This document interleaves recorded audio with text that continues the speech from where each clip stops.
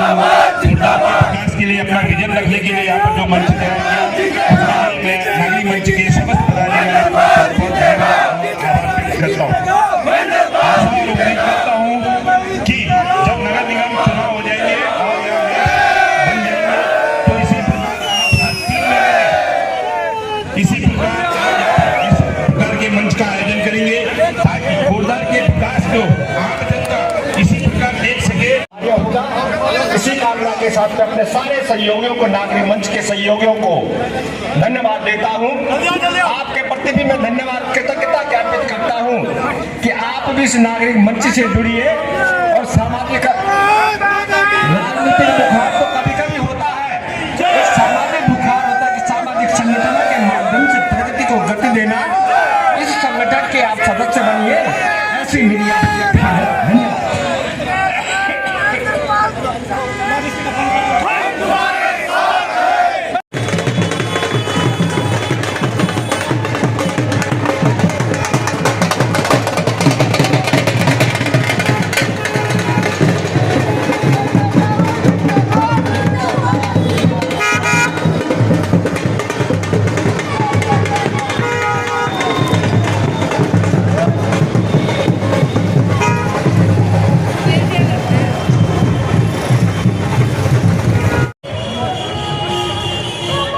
नमस्ते दोस्तों, एक नए ब्लॉग की शुरुआत हो रही है 11 बजे से और आज जा रही हूँ मैं मालवीय उद्यान। दोस्तों, मालवीय उद्यान में नागरिक मंच का एक कार्यक्रम है जिसमें सभी मेयर प्रत्याशियों को एक ही मंच पर संबोधन करने का मौका दिया जाएगा, जिसमें सभी मेयर प्रत्याशी अपने अपने विचारों को, कार्य योजनाओं को, कोटद्वार की समस्याओं के समाधान के बारे में बताएंगे। तो मैं भी जा रही हूँ वहाँ, तो चलते हैं उनके विचारों को सुनने के लिए। नागरिक मंच कर्ण नगरी कोटद्वार के अध्यक्ष हैं श्री चंद्र प्रकाश नैथानी जी और महासचिव हैं श्री अतुल भट्ट जी और संयोजक हैं श्री गोविंद डंडियाल जी। वो 1885 से बसा। हाँ। तो ये शहर सुविधा विहीन था। 1950 में यातायात मंत्री स्वर्गीय लाल बहादुर शास्त्री थे, वो यहाँ आए थे, यातायात मंत्री थे। पहले बिजली जो थी केवल रोडवेज वर्कशॉप जहाँ है वहीं तक थी, और जब वो आया तो जो नोटिफाइड एरिया बनी थी उन्होंने उनकी बड़ी आओ भगत करी और तब जो धन्यवाद दूंगा जिन्होंने एक छोटे से कार्यकर्ता को आज मेयर पद के लिए उम्मीदवार बनाया। मेरा जो यहाँ पर मैं अकेला नहीं, मेरा पूरा संगठन, क्योंकि आप सब जानते हैं कि एक उत्तराखंड क्रांति दल वर्षों से राज्य के संघर्ष करता रहा। भले बाद में उसमें जनता भी कूदी, विभिन्न राजनीतिक दल भी कूदे, आम आदमी कूदा, आज हमारा राज्य का गठन हो गया। वो नवसर्जित राज्य बना। नवसर्जित राज्य में हमारा नवसर्जित नगर निगम बना, क्योंकि अभी अल्पायु है, 6 वर्ष इसको यहाँ पर बने हुए है। तो मेरा सबसे पहले जो यहाँ पे विजन रहेगा, हमारे दल का विजन रहेगा, जन सेवा पर आधारित यहाँ पे हम नागरिक प्रशासन देंगे। सुरक्षित एवं स्वच्छ पर्यावरण के संरक्षण को प्राथमिकता देते हुए यहाँ के नागरिकों का बेहतर जीवन स्तर बनाने की हम यहाँ पर कार्य करेंगे और उसकी गारंटी भी लेंगे। दूसरा सबसे मुख्य यहाँ पर है वर्तमान मोटर नगर।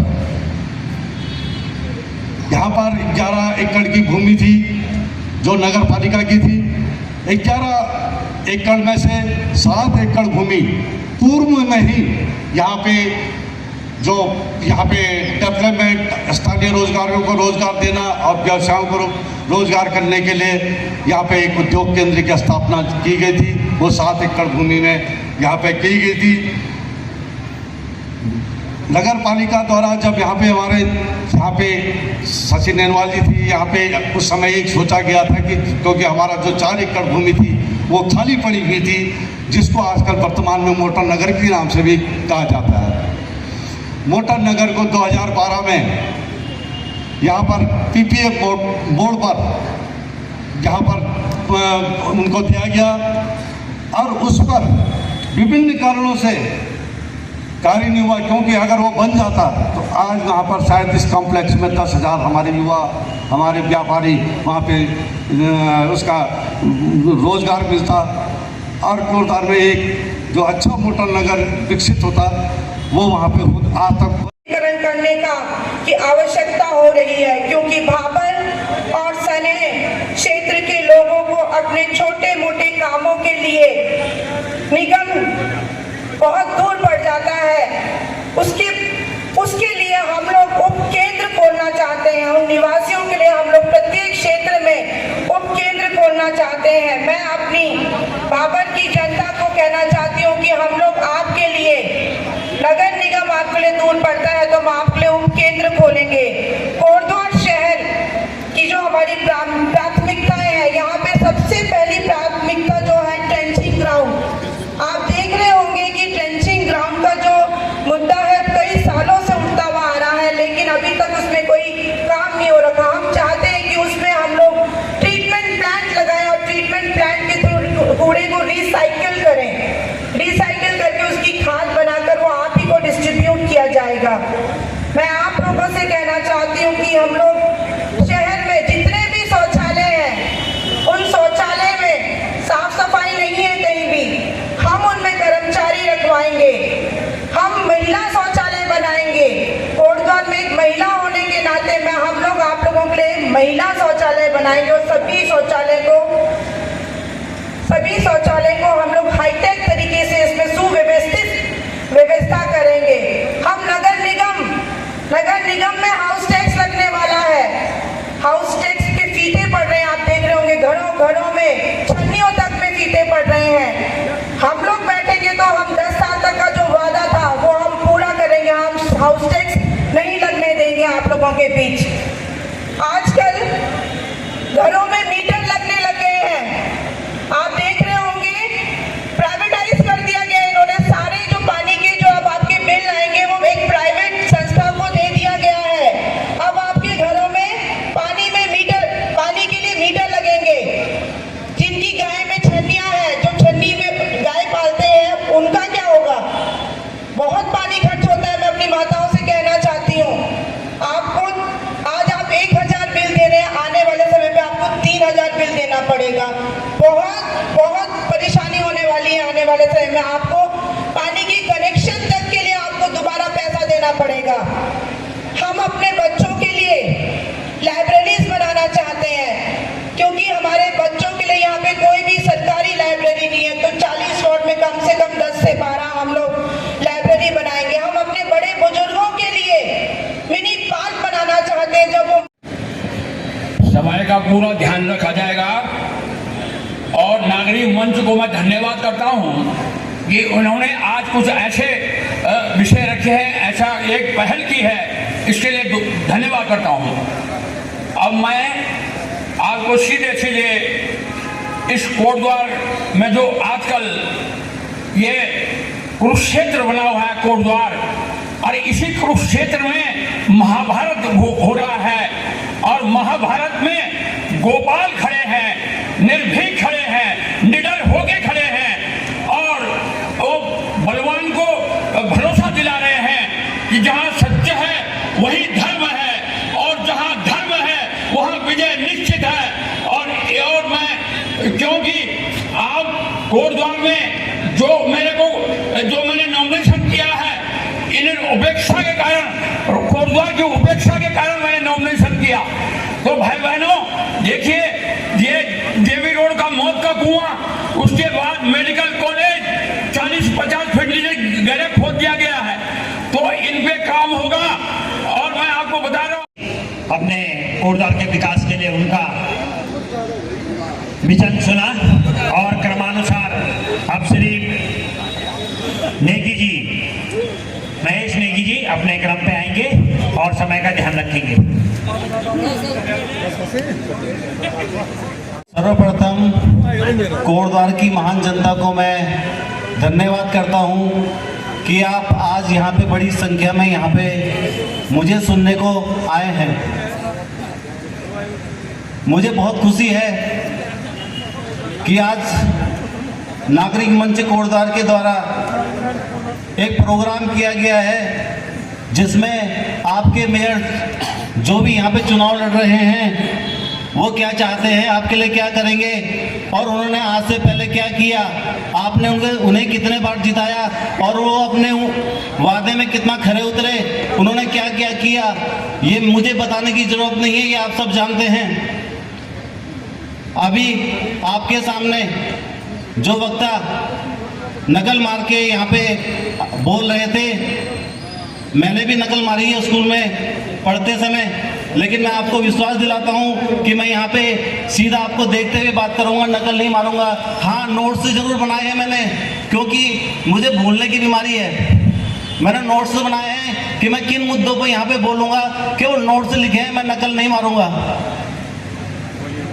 मैं धन्यवाद करूंगा आदरणीय गोविंद राम दंडियाल जी, मैं धन्यवाद करूंगा आदरणीय चंद्र प्रकाश नेथानी जी, और साथ ही मैं धन्यवाद करूंगा अपने अतुल भाई जी, जिनका यहीं पे अतुल इलेक्ट्रिक्स है। धन्यवाद करूंगा मैं आप सारी कोटद्वार की जनता को, और हमारे जो भी मीडिया बंधु आए हैं यहाँ पे उनके दर्शकों का धन्यवाद करूंगा मैं।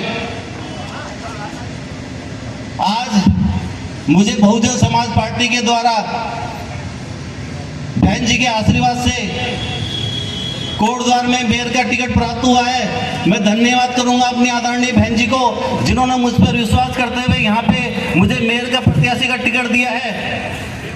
और मैं उम्मीद करूंगा कि जो आपके सपने होंगे उनको साकार करने का पूरा प्रयास करूंगा। जो भी नगर निगम की जो भी समस्याएं होती है, नगर निगम से जब संबंधित जो भी परेशानी आम जनता का होती है, 40 के 40 वार्डों में शिविर लगा करके उनकी समस्या का निराकरण करने का पूरा प्रयास करूंगा। मैं समय का बहुत पाबंद हूँ। आप लोग काफ़ी समय से टाइम से 11 बजे से यहाँ पे पहुँच गए थे, मैं थोड़ा लेट आया, मुझे अफसोस है। मैं आपसे माफ़ी मांगता हूँ कि अभी कभी भी आपका प्रोग्राम होगा तो मैं बिल्कुल उस टाइम पे पहुँचूंगा, कभी लेट नहीं आऊँगा, क्योंकि कहते हैं कि पड़ोस सबसे ज़्यादा महत्वपूर्ण होता है। दोस्त जैसे नाराज़ हो जाए लेकिन पड़ोस नाराज़ नहीं होना चाहिए। मेरे पड़ोस में मेरे भाई की पिताजी का देहांत हो गया था और उनके अंतिम संस्कार में मुझे टाइम लग गया। पाल सिंह रावत, जिनको सुनने के लिए आप बैठे हुए हैं, महेंद्र पाल सिंह रावत जी। धन्यवाद दंडियाल जी। भारत माता की, भारत माता की, भारत माता की। नमन करता हूँ इस मंच के माध्यम से उपस्थित सभी महानुभाव का, मेरी मातृशक्ति का, कि आप इस व्यस्तम समय में भी यहाँ पे पहुंचे और आज की डिबेट के आप साक्षी बने। दिल की गहराई से आपका आभार करना चाहता हूँ, अभिनंदन करना चाहता हूँ। और जिस प्रकार आप जानते हैं कि आने वाले 23 तारीख को नगर निगम निकाय चुनाव, जो कि आपकी लोकल गवर्नेंस की एक संसद है, उसमें 40 पार्षदों के माध्यम से एक संसद का गठन होगा, उसके आप साक्षी बनने वाले हैं। इसलिए मैं आपको दिल की गहराई से आभार प्रकट करना चाहता हूं। जैसे कि आप जानते हैं कि वर्तमान परिप्रेक्ष्य में राजनीतिक स्थिति के ऊपर जिस प्रकार का कुहासा आज कोटद्वार की राजनीति में छाया हुआ है, इस कुहासे को अगर छांटना है, पाटना है और उसको साफ करना है तो कहीं ना कहीं आपको एक पूर्व सैनिक को लाना होगा। मैं एक पूर्व सैनिक हूं, मैंने देश की सेवा में अपने जीवन को समर्पित किया है और इस समर्पण के बीच में देशवासियों की आकांक्षाओं के अनुसार एक सेवा काल की अवधि को पूरा करते हुए मैं यहाँ पे जीवन यापन के लिए कोटद्वार पहुंचा हूं और मैंने देखा कि कोटद्वार की वर्तमान परिप्रेक्ष्य में जो भी परिपाटी यहाँ पे बनी है, उसने कहीं नहीं कोटद्वार को छलने का काम किया, कोटद्वार को तार तार करने का काम किया है। आज वर्तमान में कोटद्वार के पास अपनी मूलभूत समस्याओं का अभाव है और इस अभाव के कारण आज यहाँ का जनमानस बड़ी निराशा से एक नए नेतृत्व की ओर देख रहा है, एक नए नेतृत्व के सृजन की ओर देख रहा है। मैं धन्यवाद करता हूँ कोटद्वार की जनता का कि आपके प्यार और समर्पण की वजह से आज हम एक बड़े आंदोलन और एक बड़े बदलाव के साक्षी बनने वाले हैं।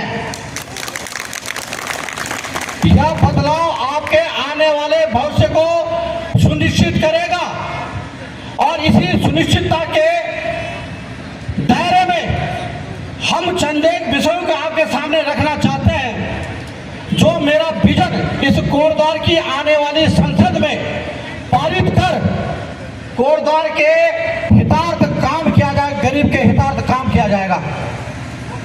मेरे पूर्व अनेक वक्ताओं के द्वारा यहाँ पर अनेक बातें आपके सम्मुख रखी गई हैं। मैं कहना चाहता हूँ कि किसी भी मकान को बनाने से पहले उस जमीन का निरीक्षण होना नितांत आवश्यक है और इसी प्रकार एक अगर हम किसी संसद के माध्यम से या किसी सभा के माध्यम से कोई भी कार्य की ओर बढ़ते हैं तो उसके लिए नियोजन की आवश्यकता पड़ती है। हम कहते हैं हम ये कर देंगे वो कर देंगे, लेकिन करने से पहले हमें ये सोचना होगा कि उसके लिए आपके पास प्रबंधन, क्रियान्वयन और समर्पण, ये तीन चीजें आपको चाहिए और ये तीन चीजें आपके विजन के माध्यम से आपको मिलेंगी। मुझे बड़ी निराशा हुई कि मेरे पूर्व के वक्ता आए, सुना, कहीं कहानी अन्य निकल पड़े, बड़ी विडंबना है। और मैं एक बात आपसे कहना चाहता हूं कि अगर आप बेहतर नियोजन चाहते हैं तो सुनना सीखिए। जिंदगी को अगर बेहतर बनाना है तो सुनने की क्षमता आदमी के अंदर होनी चाहिए।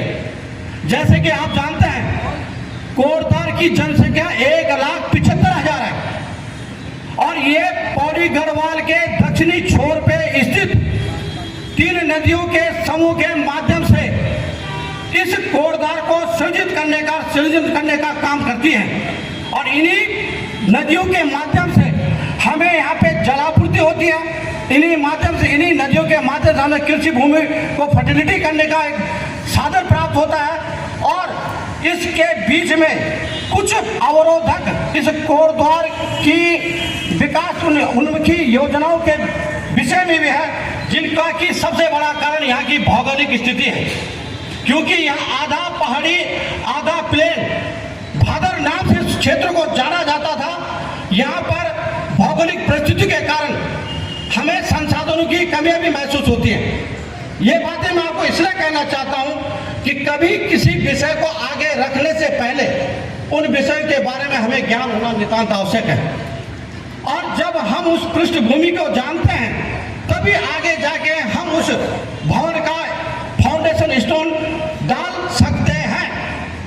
तो हमारी कई चुनौतियां हैं, आर्थिक संसाधनों की यहाँ पे चुनौतियां हैं, शिक्षा की और स्वास्थ्य की कमियां यहाँ पे हैं, पर्यावरण की चुनौतियां हैं, बुनियादी ढांचे की चुनौतियां हैं और वर्तमान परिप्रेक्ष्य में देखें तो इस कोटद्वार के अंदर सबसे बड़ी समस्या यहाँ पर यातायात प्रबंधन की है। क्योंकि एकमात्र यहाँ पे एक हाईवे है, उसी पे इतना लोड पड़ा हुआ है जिसके कारण आपके सभी बाजारों में यातायात की स्थितियां बड़ी खराब हैं और इन यातायात की व्यवस्थाओं के खराब होने के कारण अनेक बार यहाँ पे दुर्घटनाओं का सामना भी करना पड़ता है। तो मैं आपसे कहना चाहता हूँ कि इन समस्याओं को निरंतर आगे बढ़ाने के लिए हमें प्रयास करने होंगे।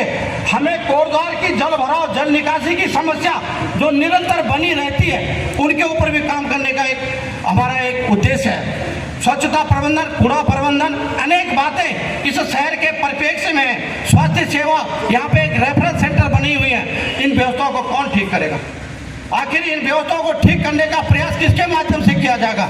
इन व्यवस्थाओं का अगर संपादन सही ढंग से किया जाए तो एक नेतृत्व, एक कुशल नेतृत्व के माध्यम से किया जाएगा और वो कुशल नेतृत्व आपको एक पूर्व सैनिक जो वर्तमान परिप्रेक्ष्य में अनुशासित होकर एक पारदर्शी सरकार आपको देने में सक्षम हो सकता है, वह केवल और केवल आपका पूर्व सैनिक है। क्योंकि पूर्व सैनिक के माध्यम से अगर हम एक पारदर्शी सरकार को अगर यहाँ पे स्थापित करता है तो कहीं न कहीं गरीब के हाथों को मजबूत करने के लिए हम प्रयास करते हैं।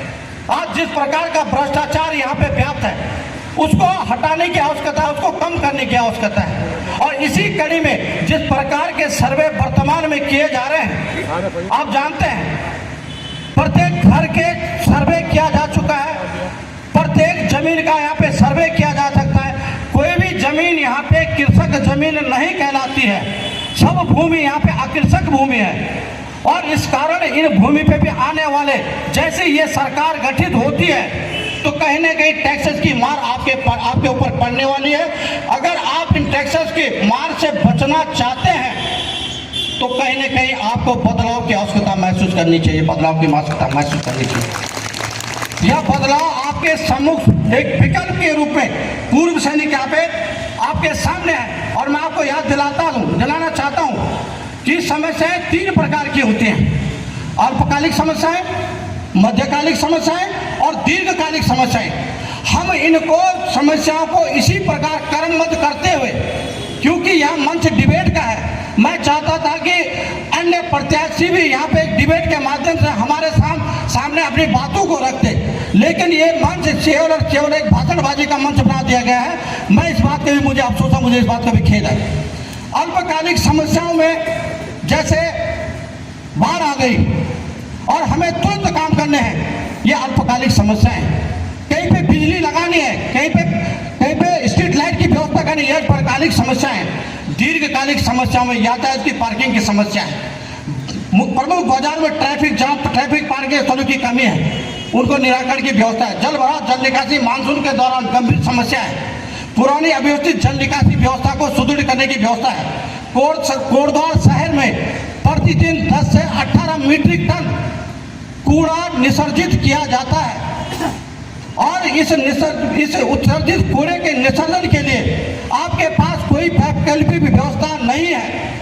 अगर आप एक पूर्व सैनिक को कोटद्वार के नगर निगम में लाने का काम करते हैं तो कहीं न कहीं इस कूड़ा प्रबंधन, ये कह रहे हैं कि हम इतने बड़े संयंत्र लगाएंगे। कूड़ा प्रबंधन अधिनियम 2000 ये कहता है कि कूड़े का डंप शहर से 5 किलोमीटर दूर होना चाहिए। ये अधिनियम कह रहे हैं, हम नहीं कह रहे, ये रूल कहता है उसका। ये कह रहे हैं कि हम कूड़ा घर वहीं पे संयंत्र लगा देंगे, ये वहाँ पे सुविधाएं नहीं है, क्योंकि वर्तमान में वहाँ पे जो जमीन है वो केवल 2 बीघा है। और एक इतनी बड़ी नगर निगम की व्यवस्थाओं को सुचारू करने के लिए कम से कम 7 हेक्टेयर जमीन, जो नियमानुसार 7 हेक्टेयर जमीन चाहिए, वो जमीन की व्यवस्था हम अपने माध्यम से, जहां 1972 में कूड़ा पड़ता था कोटद्वार और यूपी के बीच में, वहीं पे इसको डलवाने का प्रयास करेंगे। हमारा ये एक विजन है, हमारा विजन है ठोस अपशिष्ट और तरल अपशिष्ट दोनों को सिग्रीगेशन के माध्यम से हम ठीक करने का प्रयास करेंगे, उसको अलग करने का प्रयास करेंगे, जिसके माध्यम से नगर निगम के आर्थिकी को भी एक लाभ पहुंचे।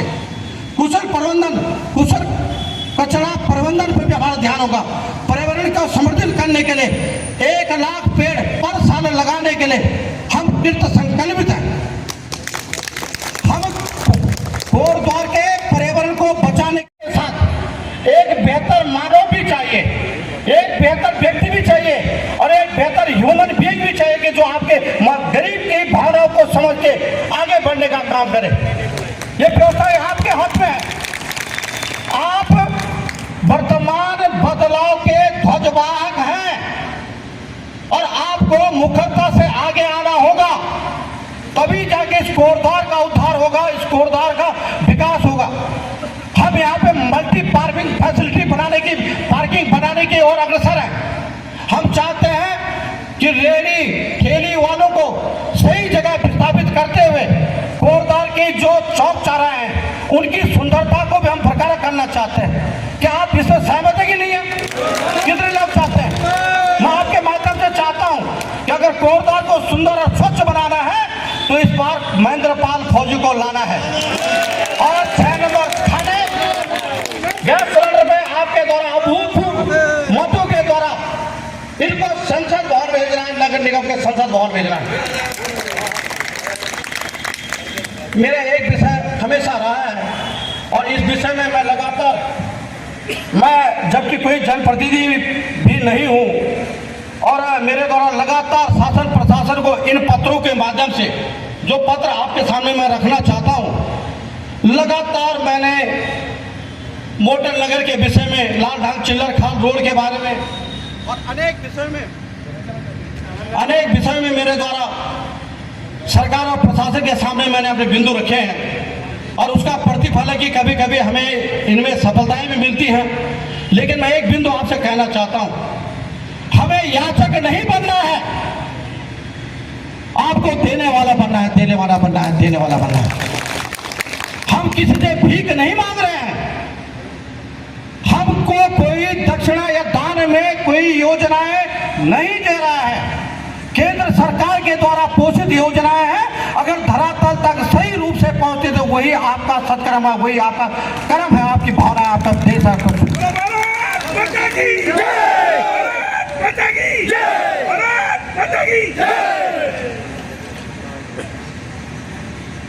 अब जो विषय होते हैं, जिस प्रकार आप कह रहे थे कि हम स्ट्रीट लाइटें, आवारा पशु की स्थिति और हाउस टैक्सेस, हम चाहते हैं इन सब का निराकरण एक ही है।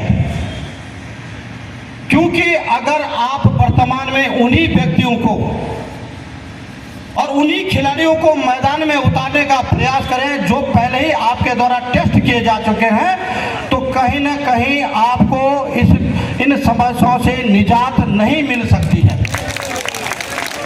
आपको इन खिलाड़ियों को बदलना होगा और अपनी कोटद्वार की टीम में एक नए खिलाड़ी जिसके पास रन बनाने की क्षमता भी है, काम करने की क्षमता भी है और उसका विजन बिल्कुल क्लियर है, जिसका विजन बिल्कुल क्लियर है कि मुझे कोटद्वार के विकास को आगे ले जाना है, ऐसे प्रत्याशी को आपको जता। आप सहमत है कि नहीं है?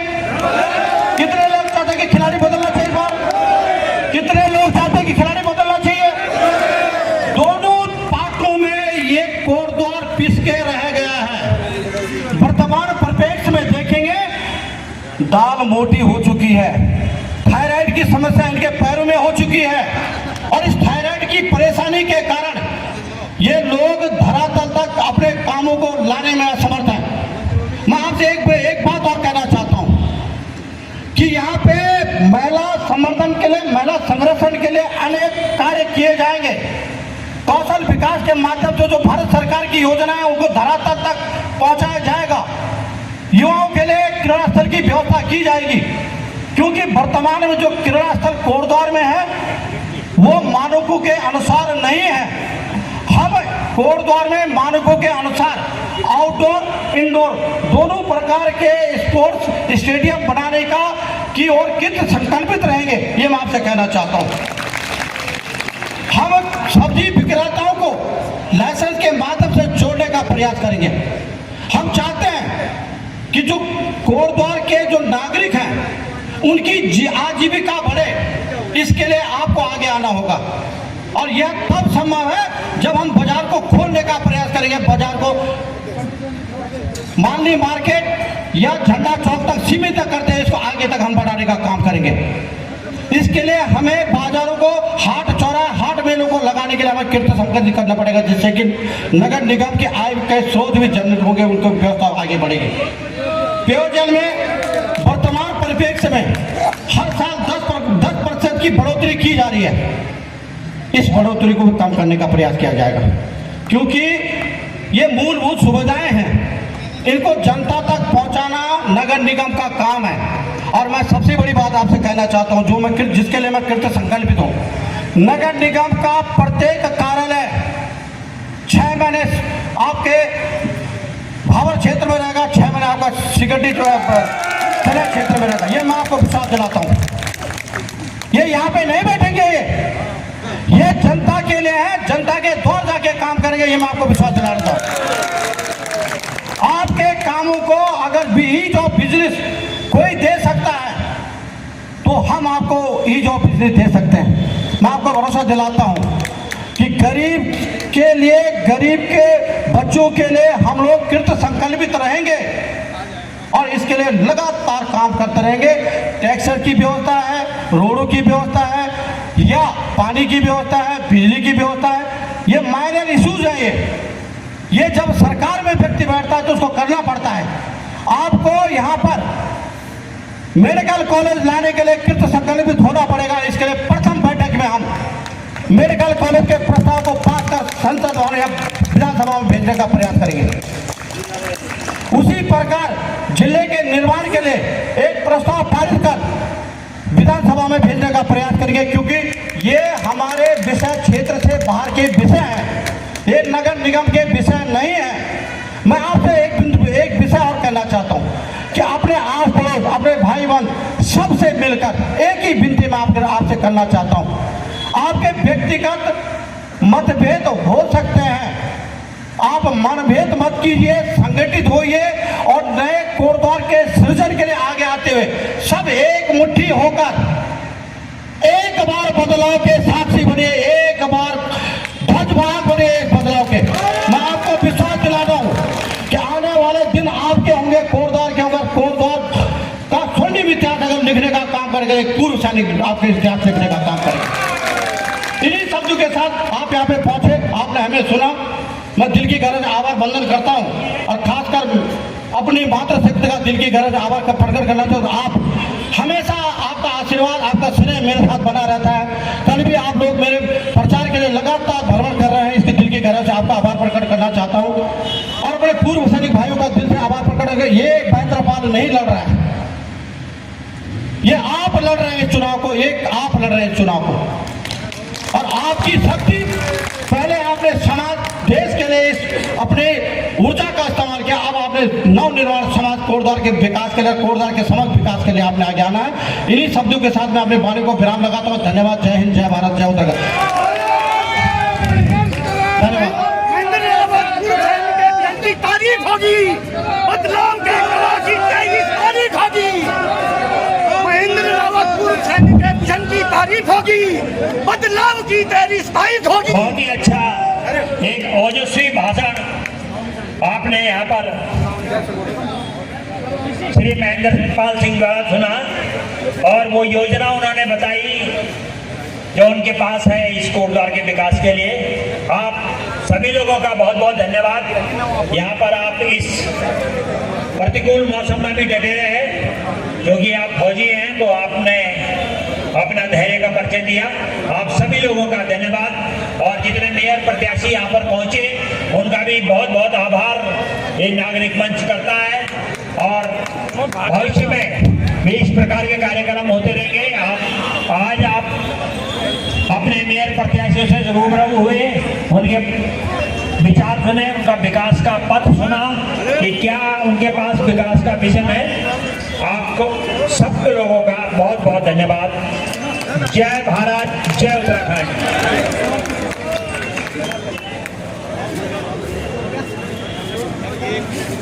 महेंद्रपाल पूर्व सैनिक के विजन की तारीफ होगी और बदलाव की 23 तारीख अनुरोध करूंगा कि महेंद्रपाल पूर्व सैनिक के बदलाव की तारीफ होगी, बदलाव की तेरी गवाह 23 तारीख होगी। धन्यवाद। धन्यवाद। आप सब लोगों ने प्रकृति के विपरीत होते हुए भी आप लोगों ने अपना सब्र बनाए रखा और इस कार्यक्रम को सफल बनाने में कोई कोई कसर नहीं छोड़ी। मैं आपके प्रति हृदय से धन्यवाद ज्ञापित करता हूँ। आप सब लोग इस उद्देश्य से इस मैदान में उतरे हैं। ईश्वर आपका मनोरथ पूर्ण करे, ऐसी मेरी कामना है और कोटद्वार का भाग्योदय हो। सकल पदारथ है जग माही, कर्महीन नर पावत नाही। नागरिक मंच ने एक मंच बनाकर दिया और एक अपील सबसे करी कि आइए और अपनी योजनाओं को रखिए। अगर आज का मौसम प्रतिकूल न होता तो शायद भीड़ बहुत होती।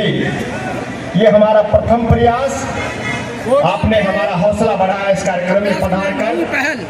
मैं आप सबको धन्यवाद देता हूँ और आपसे विनती करता हूँ कि बिना किसी क्षुद्र भावना के जो वास्तव में जिस कोटद्वार का विकास कर सके, ऐसे प्रत्याशी को आप सफल बनाने का प्रयास करेंगे, ऐसी हमारी आप आशा और अपेक्षा है। आपने नागरिक मंच के इस उद्देश्य को सफल बनाया, आपके प्रति मैं कृतज्ञता प्रकट करता हूं और सभी प्रत्याशियों को शुभकामना होगा। इसी कामना के साथ मैं अपने सारे सहयोगियों को, नागरिक मंच के सहयोगियों को धन्यवाद देता हूं। आपके प्रति भी मैं धन्यवाद कृतज्ञता ज्ञापित करता हूं कि आप भी इस नागरिक मंच से जुड़िए और सामाजिक राजनीतिक बुखार तो कभी कभी होता है, एक सामाजिक बुखार होता है कि सामाजिक संगठनों के माध्यम से प्रगति को गति देना। इस संगठन के आप सदस्य बनिए, ऐसी मेरी अपेक्षा है।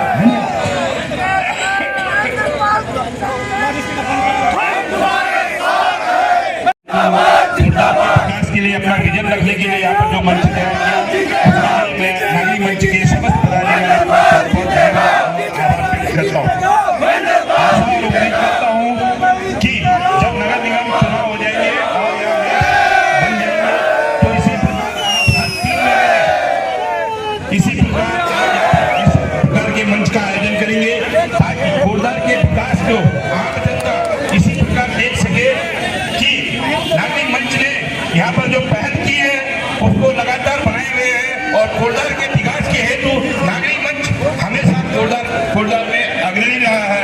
मैं इन तीन शब्दों के साथ आप सभी का बहुत बहुत धन्यवाद करता हूँ। धन्यवाद। जय हिंद।